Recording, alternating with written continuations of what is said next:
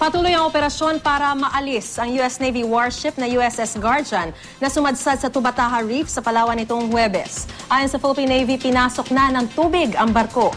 Sa ngayon, nagpadala na rin ang ating Coast Guard ng mga re-responde kung sakaling magka-oil spill sa reef na isang protected area.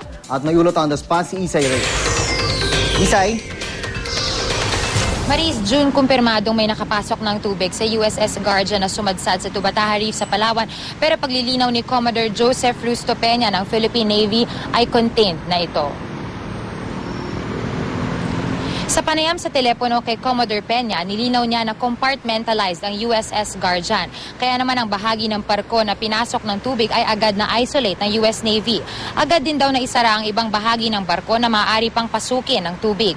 Ayon pa sa kanya, kukonti lang ang pumasok na tubig pero hindi pa nila masiguro kung saang bahagi ito nakapasok. Maaari raw na sa harapang bahagi dahil ito ang sumadsad sa Coral Reef.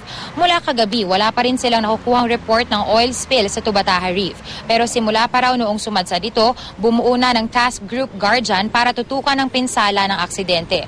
3 barko ng Philippine Navy ang agad ipinadala sa Tubataha Reef para tumulong sa pag-aalis nito sa lugar. Ang BRP Ismael Lumibaw, PG-383, BRP Rizal, PS-74 at BRP Mangyan, AS-71.